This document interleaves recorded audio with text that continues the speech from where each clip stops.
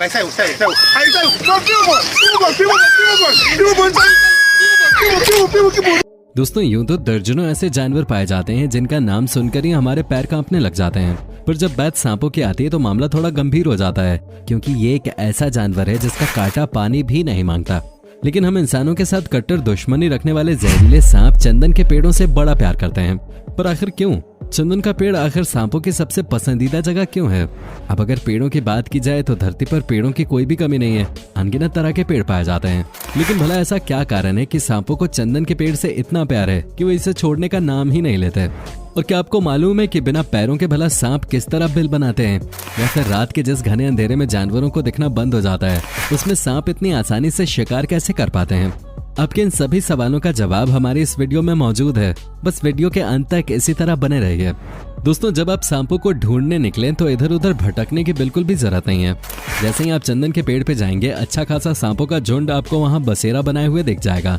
लेकिन सबसे ज्यादा चौंकाने वाली बात तो ये है कि सांप इस पेड़ के ऊपरी हिस्से में नहीं रहते, बल्कि इन्हें तो पेड़ का निचला हिस्सा पसंद आता है। अब आप सोच रहे होंगे कि भला ऐसा क्यों? तो दोस्तों सांप कोल्ड ब्लडेड एनिमल होते हैं और इन्हें ठंडी जगहों से उतना ही प्रेम होता है जितना हम इंसानों को अपने मोबाइल फोन से होता है। इसलिए जिस तरह हम अपने मोबाइल फोन से दूर नहीं रह सकते, उसी तरह सांप भी ठंडी जगह से ज्यादा समय तक दूर नहीं रह सकते। ये बात तो हमें आपको बताने की जरूरत भी नहीं है कि चंदन की प्रवृत्ति ठंडी होती है और इसी वजह से सांप चंदन के पेड़ से लिपटे रहते हैं। अब कई ऐसे भी लोग आपको मिल जाएंगे जो ये कहेंगे कि चंदन के पेड़ की खुशबू सांप को अपनी तरफ आकर्षित करते हैं।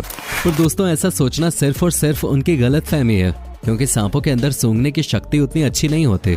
यह अधिकतर अपनी जीभ की मदद से आसपास की चीजों को महसूस करते हैं, और अगर आसपास कोई खतरा भी हो तो ये अपनी जीभ से महसूस करके ये पता लगा सकते हैं कि खतरा कितना ज्यादा है और किस लेवल का है। और ठीक इसी तरह ठंडे इलाकों को ढूंढने के लिए भी सांप अपनी जीभ का सहारा लेते हैं, और जैसे ही ये चंदन के पेड़ का पता लगाते हैं तुरंत उसके पास पहुंचकर ठंडक का आनंद उठाने लगते हैं। और हाँ, सांप ज्यादातर चंदन के पेड़ के निचले हिस्से में इसलिए पाए जाते हैं क्योंकि जो नीचे वाला हिस्सा होता है वो ऊपरी हिस्से से अधिक ठंडा होता है, ठीक उसी तरह जिस तरह बिल्डिंग का ग्राउंड फ्लोर बिल्कुल ठंडा होता है। और यही कारण है जो चंदन के पेड़ की लकड़ियां होती हैं उसे नॉर्मल पेड़ के मुकाबले अलग तरीके से काटा जाता है। इस पेड़ को नीचे से नहीं बल्कि ऊपर से काटा जाता है ताकि सांपों को किसी प्रकार का नुकसान न हो और वो खतरे को महसूस करके लकड़ी काटने वाले व्यक्ति पे हमला न करें। इसलिए अपनी जान की सलामती के लिए हमेशा इंसान चंदन के पेड़ को ऊपर से ही काटना पसंद करते हैं। अब दोस्तों आपको चंदन के पेड़ और सांपों के अटूट रिश्ते के बारे में तो पता चल ही गया, लेकिन हम पूरे विश्वास के साथ कह सकते हैं कि सांपों से जुड़े बहुत से ऐसे सवाल होंगे जो आपके मन में गोते लगाते होंगे। जैसे कि जब सांपों के पैर नहीं होते तो ये बिल किस तरह बनाते हैं? आइए इस राज से भी पर्दा उठा दें, क्योंकि भले ही आप लोगों ने सांपों को अलग अलग तरह के बिल से निकलते हुए देखा होगा, लेकिन आपकी जानकारी के लिए बता दें कि सांप कभी भी अपना बिल खुद नहीं बनाते। ये हमेशा चूहे और दीमक की तलाश में रहते हैं और उनका पीछा करके उनके बिल तक पहुंच जाते हैं, जिसके बाद ये उन्हें न सिर्फ अपनी पेट की आग को शांत करने के लिए इस्तेमाल करते हैं, बल्कि उनके द्वारा बनाए घर पे भी अपना कब्जा जमा कर ऐसे बैठ जाते हैं जैसे कि इनका खुद का बिल हो। और क्या कभी आपने ये सोचा है कि सांप रात के अंधेरे में इतनी सटीक तरीके से अपना शिकार कैसे कर पाते हैं? तो दोस्तों अगर आपने किसी सांप को गौर से देखा होगा तो आपको ये मालूम होगा कि इनके मुंह के ऊपर दो छोटे छोटे छेद होते हैं।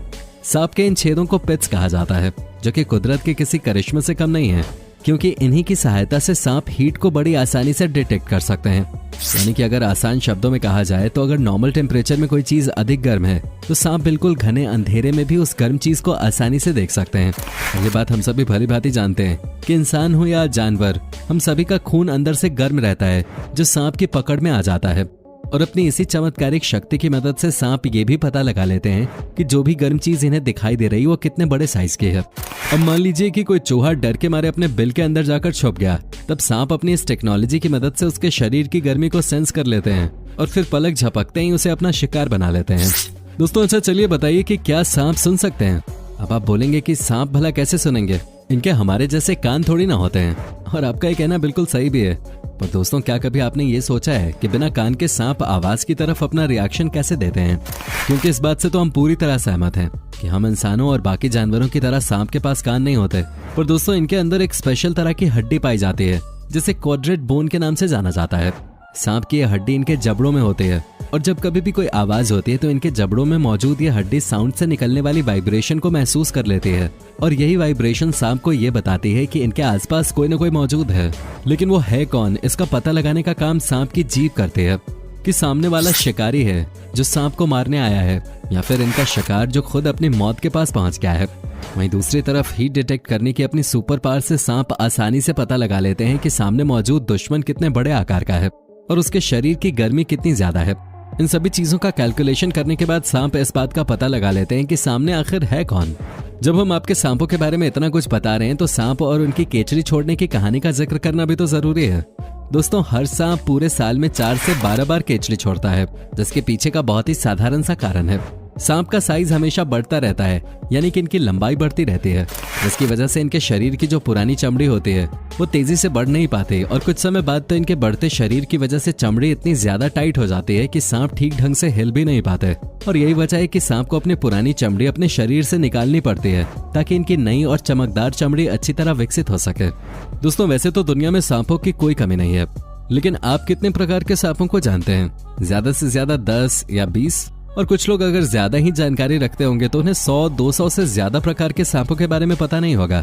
पर आप ये बात जानकर हैरान हो जाएंगे कि इस दुनिया में अब तक 3686 प्रकार के सांपों को ढूंढा जा चुका है।